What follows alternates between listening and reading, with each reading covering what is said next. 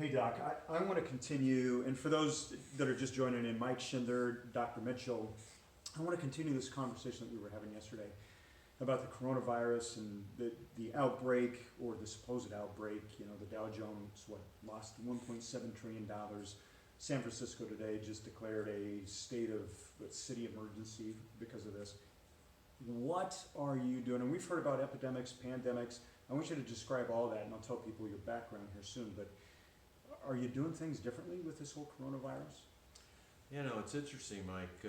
Yesterday when we bumped into one another, you asked me that question totally out of the blue. And, I immediately thought about Ebola. And I thought, did I do anything different when Ebola became a headline? And, the answer to that is from my household standpoint and my daily life, no. Yeah. In terms of what I'm out teaching as part of what I do, yes. But the coronavirus, just today, I instructed my wife this morning. I said, next time we are at Costco, we have to begin to think about stockpiling. I hate to use the term, but we need to begin to think ahead, because this is now becoming an event or an incident or an outbreak that's not just impacting one or two areas of the world. It's now becoming what we call a pandemic. A pandemic is an epidemic that takes on a global proportion.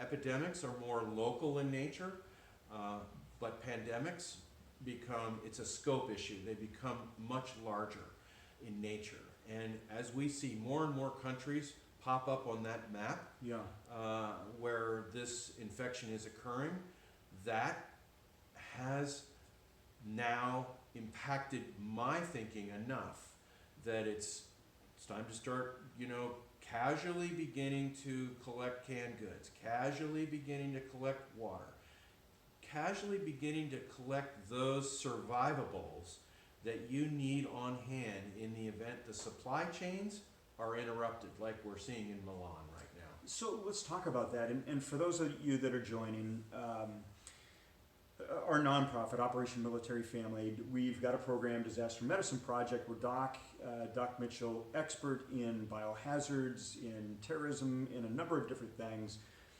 We often don't talk about it because it's the things that we train the community up on, because we don't want to raise the alarm. But as you and I were talking about this, we're not raising the alarm. We really want to put people's mind at ease, but bring awareness to this on what people can actually do, because the headlines are starting to grow, as you say. And I think the thing that is interesting is at first it was just in China, and then it started branching to other areas, and then we started stop flights from China, right? And now, South Korea, Milan, to your point.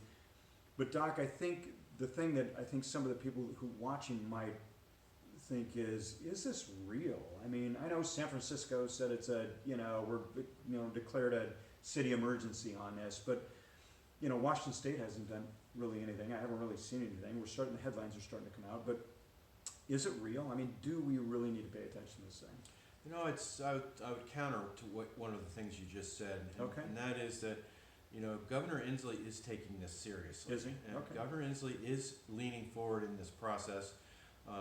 Clearly, emergency management agencies around this state are beginning to wind up into this. I just got an alert this morning from Snohomish County Emergency Management. They are definitely spinning up into a process. Hospitals, absolutely. After that patient zero, that first patient that we had here in Washington State, which put us on the global map for coronavirus, that has stimulated, I think, Washington State, specifically these counties right around Snohomish County, but also Washington State as well. Understand that Sacred Heart in Spokane is a receiving hospital for infecteds. And so that makes this a statewide issue. It's not just West Coast, it's not just west of the mountains. Now the east of the mountains, they're involved. And so that planning piece has definitely been stimulated.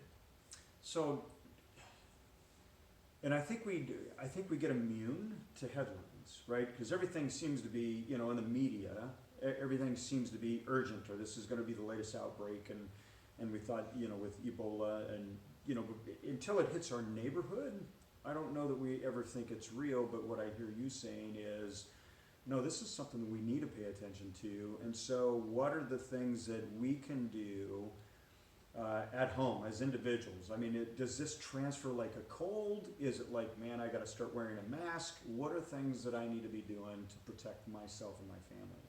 So it's interesting when you get into these kinds of discussions, because we think about active shooter events as being an acute smack in your face, bang, bang, bang, bang, bang. Yep. And, after the fact, we're all wondering, were we ready? Did we see the handwriting on the wall? Did we do enough Facebook analysis of these Right. individuals? So we look, active shooter is so much easier to identify. When you look at a pandemic, it's a silent killer. It's coming from behind. And so as a result, because of the silence of this, it's very difficult to motivate to be prepared. And so when it comes right down to into my own household, when I see the government, and I'm referring to the government in a kind way, because the government is there to oversee, to overprotect us. That's their job, in my point of view. And when I see the government begin, and not just local governments, but the large government, the federal government, begin to make statements like this could potentially involve the United States, as the CDC just said, in a pandemic, it could potentially happen. When you see that happen, understand that it's taken a lot of time for them to reach that conclusion and actually come out with that statement. Interesting. To me, that means we're already a little bit behind in terms of our preparation. And so as a community, we need to now begin to prepare ourselves down to the cul-de-sac level, down to the neighborhood level, right down into your own home. And so again, I'm talking about things, simple things that you begin to implement into your regular behavior.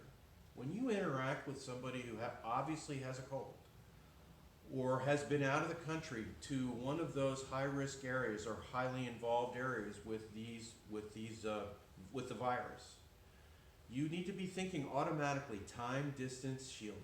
Yeah, talk to me about that. What do you mean by that? So time distance shielding is a long-standing algorithm that was often only applied to radiation exposure. And so when we talked about radiation, how long can you be exposed to radiation? We always think of that the time piece, distance piece, and then what we're wearing or what we have in front of us, like a lead apron when X-rays are being done. Sure. And so we have always talked about time distance shielding, but that same thinking process is definitely can be applied to biologics as well. How long you're with someone, meaning what's the viral load that you're confronting during that time frame. So how long you're with somebody, that's time. How close you are with them. And I think in terms of 6 feet. So where we are right now, I trust that you have nothing that Right. I'm going to catch. Right. And so we can be this close. But you come in blowing your nose, this is a different interview. Yeah. It's a different setup. Right. And so that's distance. And then shielding. So what does that mean when it comes to biologics? Yeah. So shielding means masks. And you can see there's this run globally on masks. Italy can't get any. And so our federal government just put in this huge order for masks. And so we already see that supply chain is going to be inaccessible right down to my neighborhood level. It's already gone. If you're looking for masks right now, you're too late. So Well, I should still be able to get them at Home Depot. Is that the right you mask? think Yeah. that you could walk into Home Depot, but that isn't the right mask. And to say Home Depot, no, they don't have them anymore. They're gone. And so you're exactly right. What about Amazon? I mean, going on Amazon and looking for them. Understand that the supply chains are primarily coming out of China in terms of the productivity. And so that's going to affect the global resource, the global availability of these kinds of basic personal protective equipment, or shielding as we would call it here. And so hospitals have a lot of this stuff, but they don't want to use it up because it's going to be a fixed asset in that hospital. Right. And so how can we stretch, I mean, that's what we're talking about here. How can we stretch the supply so that it lasts us longer until the supply chain can catch up to us? Yeah. And so I think that's the issue that you brought to the top of my Right. mind yesterday Right. when we talked briefly, when you asked me the question, would telehealth play a role in coronavirus response or prevention, mitigation? Right. Is there a role for telehealth? And so when you asked me that question, you caught me off guard. I actually hadn't thought about it.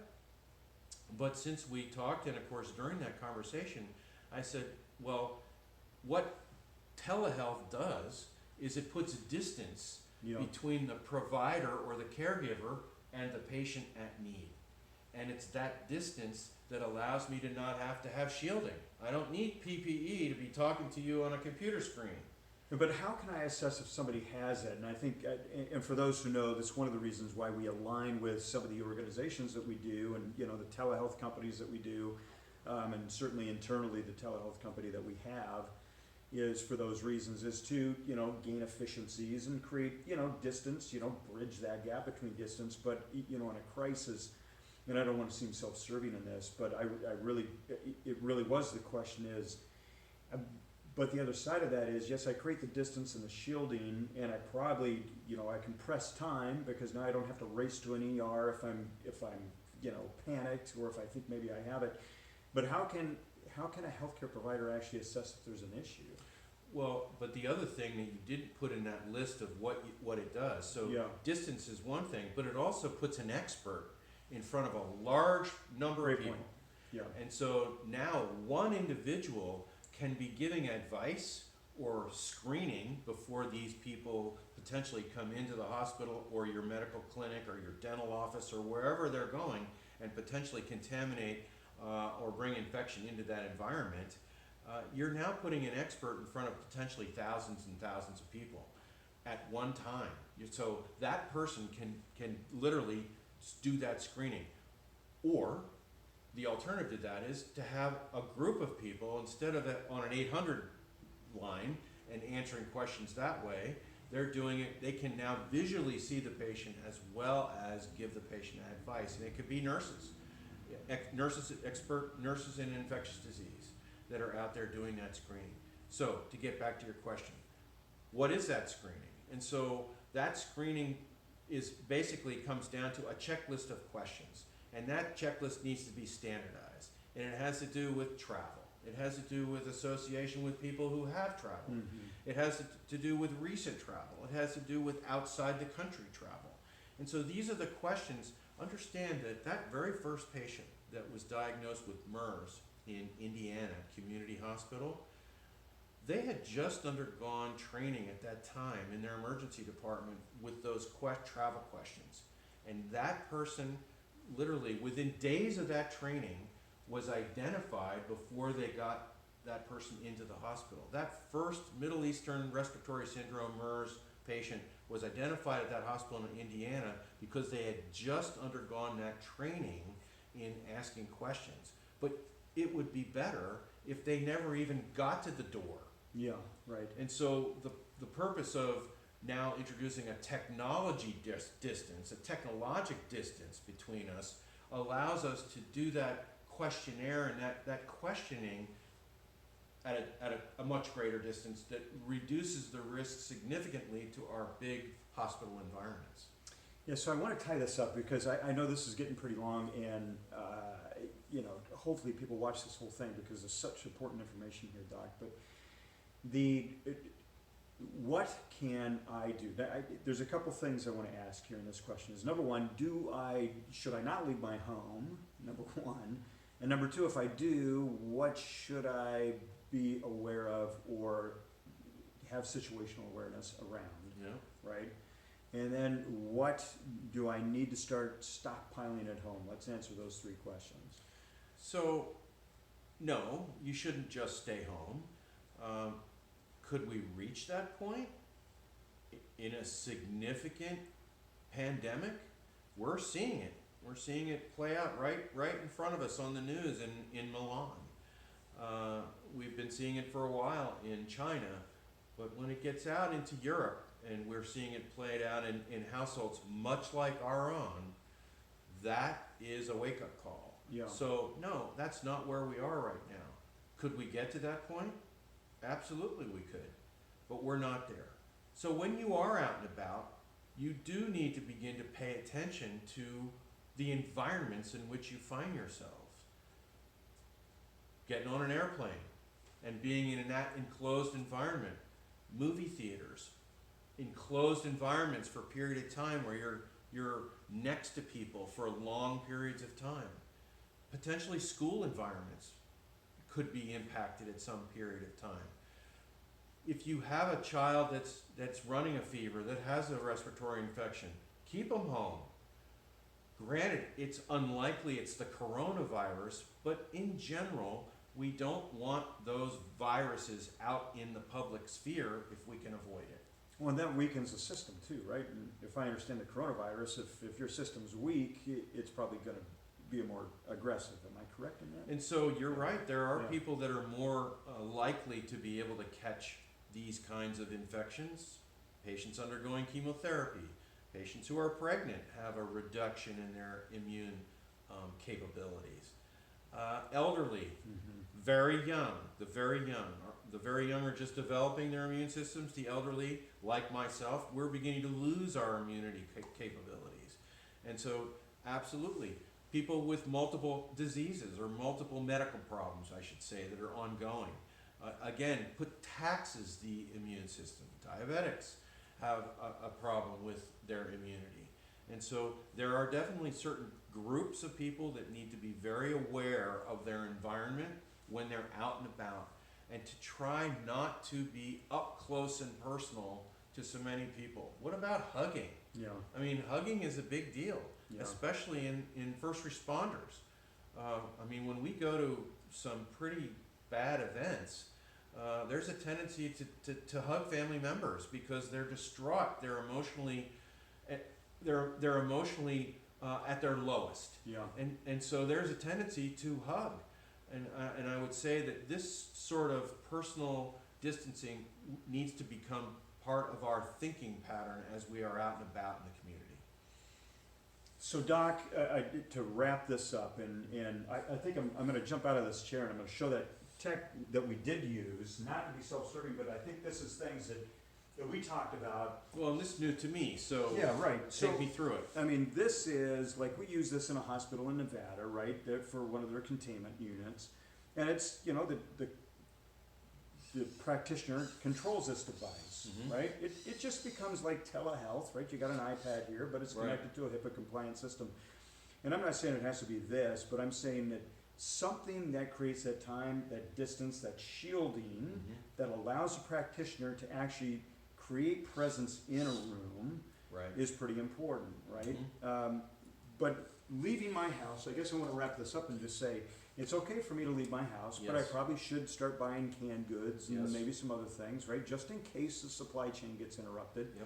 You know, I need to pay attention to people if they have, you know, colds or viruses or things like that. How do I know if I actually get it, though? I mean, we haven't talked about that, and I know this is going on, but I'm going to release the uncut version of this anyway because there's so much good material here. How do I know if I have it? I mean, I think what I'm thinking about is if everybody gets the common cold or the flu, suddenly there might be this angst of, oh my gosh, I got the coronavirus, now I need to go, you know, rush the ED, and you're saying, yeah, you probably don't need to do that, or do I need to do that?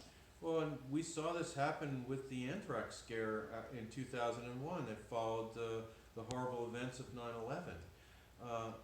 Even though there were people that weren't even living anywhere near Washington, D.C., where these letters were sent to specific individuals in the D.C. area that had powdered anthrax, or at least threats of powdered, but some of them had actual powdered anthrax, the prescription rate for doxycycline and Cipro skyrocketed all through the Virginia and surrounding areas simply because of those kinds of fears.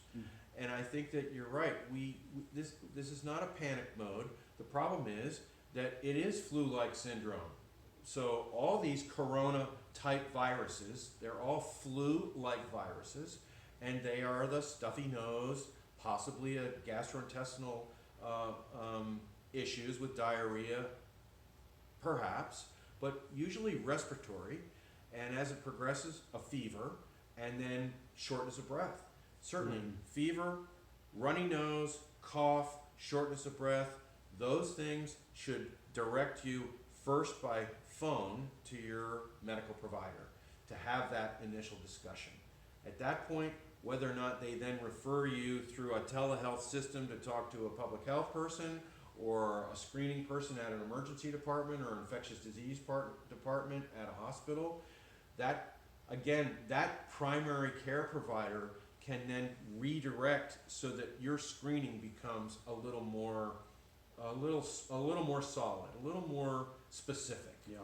To now encounter, okay, you have a cold, potentially the flu, you have a fever, you're now short of breath.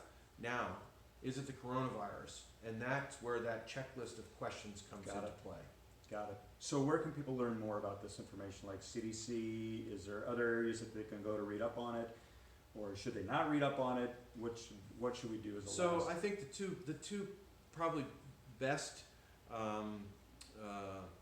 websites to focus on, the WHO has great stuff out there right now. So it's just WHO coronavirus that you would type in and take you to the World Health Organization website. And there's some super instructional videos on there. And the CDC. They share information back and forth, so you might see duplicates on here or there. But the CDC website and the World Health Organization website, those are the two primaries that I would go to. Okay, that's perfect. Doc, thanks. I'm glad we wanted to give you guys just an insight into the conversation that we were having as we, those of us who have served on the veteran community, as we begin to think about how can we impact our community in a positive way and be proactive of something that could continue or could come here. Obviously, Washington State, we've already had it, and people under observation.